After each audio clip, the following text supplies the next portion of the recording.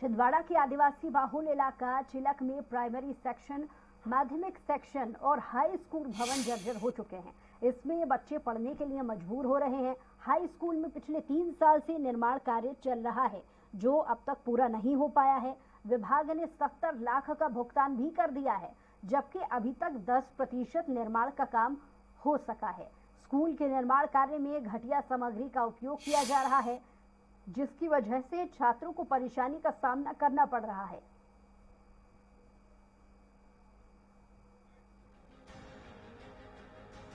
एक से लेकर 12 तक स्कूल है। बिल्डिंग की समस्या है और टीचर की भी जरूरत है। कितने टीचर पढ़ाते हैं आपको अभी? एक ही टीचर? Yes sir. पहली से लेकर 12वीं तक एक ही टीचर है? Yes sir. परमानेंट कोई टीचर नहीं है यहाँ पे? नहीं। अतिथि कितने टीचर हैं यहाँ पे? और बाकी कितने टीचर आते हैं यहाँ पे? 4। ग्राम में सर जो स्कूल की समस्या है, 3 साल से बन रही है, अभी तक बनी नहीं।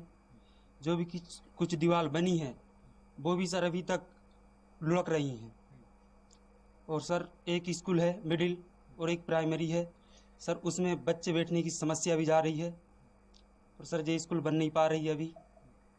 और हमारे स्कूल में एक ही टीचर परमानेंट है सर। स्कूल के संबंध में आ रही सर, एक तो जो स्कूल जो बन रही है 3 साल से बन रही सर, लेकिन अभी तक बनी नहीं हुई। इसमें क्या मालूम क्या कारण है, कहाँ रुकावट है। उसका 2019 में टेंडर हुआ था। उसका 2019 में हमने उसको लगभग 3 बार उसको नोटिस दे चुके हैं, क्योंकि अभी भी उसकी शिकायत है। और मैंने भी जाके देखा तो काम वाकई उसका बहुत धीमा है। उसको एक बार लास्ट नोटिस दे के हम उसको टर्मिनेट करने के लिए शासन को भेजे। और जो ठेकेदार है उसको हमने 3 बार तो नोटिस दे दिए हैं। अब आवश्यकता पड़ेगी, हम अभी 1-2 दिन में फील्ड का विजिट करके संबंधित ठेकेदार को जो है वो ब्लैक लिस्टेड कराने की भी कार्रवाई।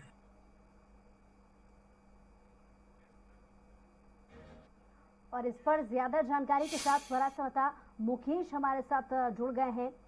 मुकेश, जनता कष्ट उठा रही है क्योंकि उनके इलाके में जो स्कूल निर्माण हो रहा है उसमें काम करने वाले लोग भ्रष्ट हैं। क्या मौजूदा हालात है वहां पर? जिम्मेदारों से कितनी बार शिकायतें की गई, नतीजा क्या रहा? जी बिल्कुल बताना चाहूंगा। आदिवासी क्षेत्र हर्रई के ग्राम चिलक में जहां आदिवासी बेघर भारतीय समुदाय के लोग निवास करते हैं, वहीं हाई स्कूल स्वीकृति हुए 3 साल हो चुके हैं, लेकिन ठेकेदार और जनजाति कार्य विभाग के जिम्मेदार अधिकारियों के द्वारा अभी तक पूरा नहीं किया गया है। और हाई स्कूल के 14 अतिरिक्त कक्ष बनना था, अभी तक जो सिर्फ मात्र 3 साल में मात्र फाउंडेशन तैयार किया गया है और काम मात्र ठेकेदार के द्वारा बंद भी कर दिया गया।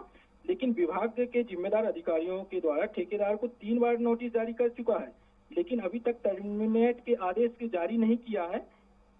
जी जैसा कि हम तस्वीरों में देख रहे थे कि जो बच्चे हैं या उनके अभिभावक हैं कई बार शिकायतें कर चुके हैं, लेकिन सुनने वाला कोई नहीं। अभी तक कहां शिकायतें की जा चुकी हैं बच्चों के अभिभावकों द्वारा या और किसी के द्वारा?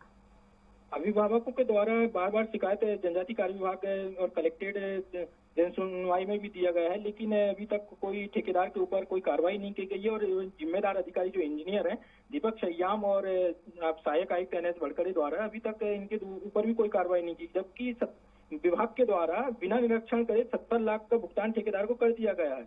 और अभी देखा जाए तो धरातल में मात्र फाउंडेशन में तैयार होकर 10 से 15% काम ठेकेदारों द्वारा किया गया है। लेकिन विभाग के अधिकारियों पर यह सवाल भी खड़ा हो चुका है क्योंकि 10 से 15% काम हुआ है, लेकिन 70 लाख भुगतान किस आधार पे ठेकेदार को कर दिया गया है? जी बड़ा सवाल यही है कि 70 लाख किस बिना पर पेमेंट कर दिया गया, लेकिन क्या जो ठेकेदार है उसने वो अभी तक मीडिया के सामने आ पाया है? आपने क्या संपर्क करने की कोशिश की? जो जी स्वराज एक्सप्रेस की टीम जब उसके संपर्क किया गया तो लेकिन उसके द्वारा इस विषय में कोई जवाब नहीं दिया गया और वो काम को बंद कर दिया गया। मैं इसमें बोले फिर से की काम रिवन करूंगा, जिसमें मैं कार को पूर्ण कर दूंगा बहुत जल्दी, ऐसा उनके द्वारा कहा गया। लेकिन 1 करोड़ 49 लाख रुपए की लागत से बन रही है हाई स्कूल बिल्डिंग, जो 14 कक्ष बनना, जिसमें अभी तक ठेकेदार के द्वारा सिर्फ एक फाउंडेशन तैयार किया गया है। एक प्रकार से पूरा भ्रष्टाचार किया गया है और कुछ नहीं। दूर तक नजर नहीं आ रहा है। ये कितने समय से बिल्डिंग अधूरी पड़ी हुई है मुकेश? अभी तक 3 साल हो गए हैं ये बिल्डिंग स्वीकृत हुई थी और उसी समय कार्य चालू हो गया था, लेकिन अभी तक उसको पूर्ण नहीं किया गया है। जी। और लक्ष्य कब तक था इसे पूर्ण तरीके से बनाने को लेकर?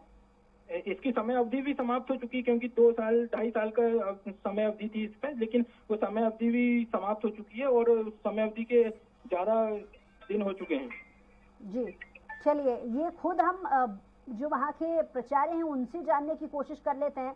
हमारे साथ फोन लाइन पे SR भलावी जी फोन लाइन पे जुड़ गए हैं। बहुत स्वागत है आपका। जी मैडम जी। जी SR भलावी जी, जैसा कि जानकारी प्राप्त हुई है कि 70 लाख का भुगतान जो ठेकेदार है उसको कर दिया गया है। 3 साल से ज्यादा का समय बीत चुका है, लेकिन अभी तक जो स्कूल है वो बनकर तैयार नहीं हुआ है, जबकि उसकी जो समय अवधि है वो भी समाप्त हो चुकी है। आपकी तरफ से सवाल नहीं उठाए गए? जी मैडम, मेरे यहाँ जो 70 लाख का उसका मालूम नहीं है, मगर भवन अभी बना नहीं है। वही तो हम जानना चाह रहे हैं कि क्यों नहीं बना है। 3 साल से ज्यादा समय बीत चुका है, क्यों नहीं बना भवन? इसकी जानकारी को प्राप्त करना आपकी भी जिम्मेदारी बनती है। जी मैंने कई बार अवगत कराया हूँ मैंने उनको, कहाँ नहीं अवगत बना कराया क्या आपने? है जी। कहाँ अवगत कराया आपने? भवन नहीं बना करके हर बार उन लोग जो ठेकेदार है उनने फोटो भी ले गए हैं, सब कुछ ले गए, फिर भी। प्राचार्य जी, मैं ये जानना चाह रही हूँ कि आपने अवगत कहाँ कराया? कौन से ऐसे जिम्मेदार हैं जिनको आपने इस बात की सूचना दी हो कि 3 साल से ज्यादा समय बीत चुका है, ठेकेदार को किस बिना पर 70 लाख का पेमेंट भी कर दिया गया है और भवन वैसा का वैसे महज भवन के नाम पर पिलर्स नजर आ रहे दूर दूर तक? कहाँ पूछा आपने?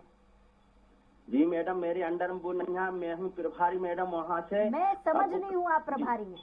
मैं ये जानना चाह रही हूँ कि आप क्योंकि स्कूल के प्राचार्य हैं जी, आपकी जिम्मेदारी ये बनती है कि अभी तक क्यों भवन नहीं बनाए। जो जिम्मेदार है इस संदर्भ में आप उनसे सवाल पूछने की कोशिश करें कि क्यों अभी तक नहीं बनाए।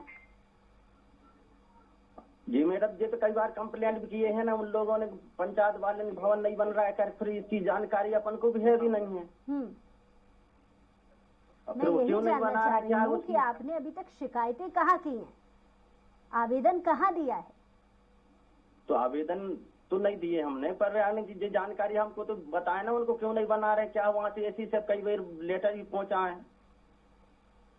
चलिए, बहुत शुक्रिया हमारे साथ जुड़ने के लिए SR भलावी जी।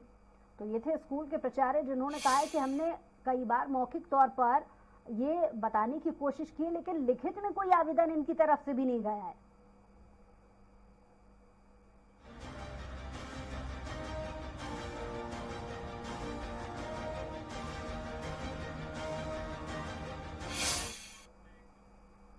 और यार, एक छोटे से